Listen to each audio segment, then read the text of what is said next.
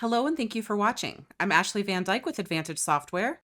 And on the last video, I showed you how you can insert headers. Next, I'm going to show you another great tool that you can use with your headers, which is using blanks in headers. This allows you to make a place for things like the witness name or other variable information that might change job to job while the rest of your header remains the same. So I'm at the point in my document where testimony has begun, and many people will have a header here.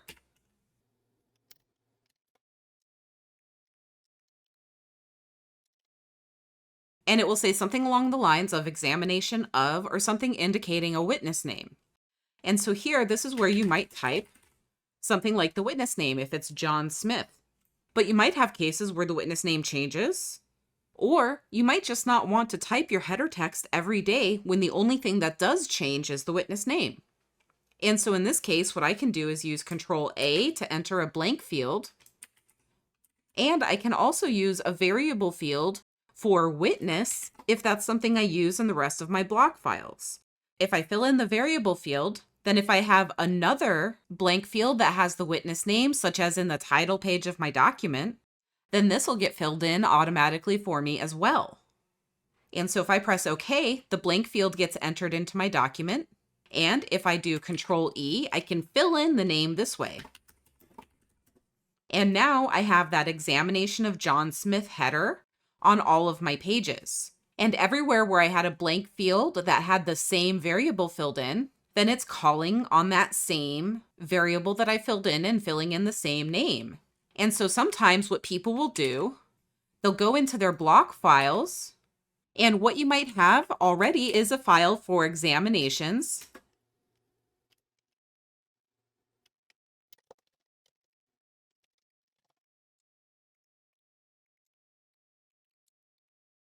So I'm going to type direct examination of witness.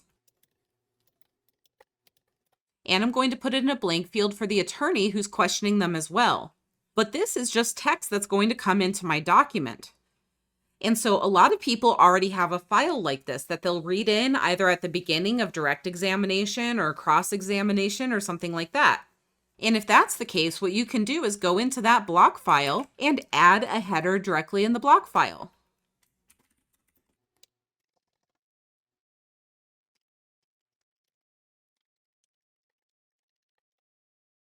And so this way, this block file is going to bring in its own header command. And now in this exam block file, I have two different places where my witness name will appear. The first one is in the text of the document, indicating who's being asked questions and by whom. And then the other place is within the header that I've entered. But one of the things that I want to make sure of, particularly if my headers are going to be changing, is that I want to make sure that on the first header where the witness might change, that I go to Properties and check Prompt for Contents. This will make sure that Eclipse will actually ask me to fill in this blank instead of just filling in previous information. So I'm going to press OK, and I'm going to close this document. And now I'm going to go further down in the document, and I'm going to insert my new examination and header here. So I'll do Alt-R and I'll choose that file. And now I can fill in this new witness name. I'll press OK. And it filled in the second blank with the wit variable as well and asks me to fill in the next attorney name. And so now my header has the new witness name. And I can continue changing this as much as I need to. I'll move down to another page. I'll read in the same file again. And I'll put in the next name.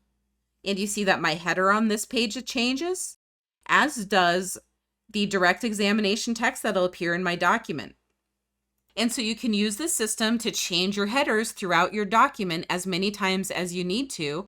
Just make sure that if you put a command like that within a block file to change your header frequently throughout the document, that on the first instance, where the variable information is going to change, you want to make sure that you have Prompt for Contents checked.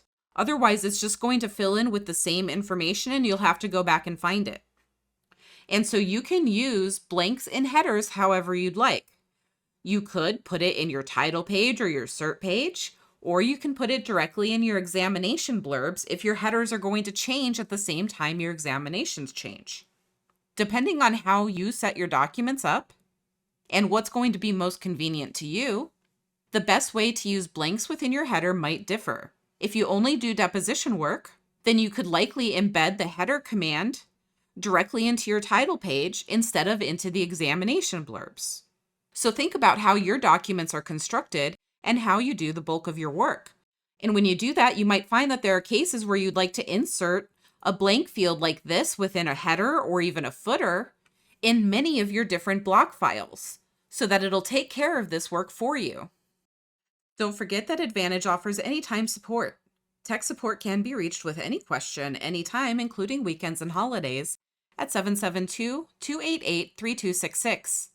Email support is also available at support@eclipsecat.com. Thank you for watching this video. Please hit the thumbs up button, subscribe to our channel, and turn on notifications so that you'll be notified when we publish new content in the future. Thank you so much and have a great day.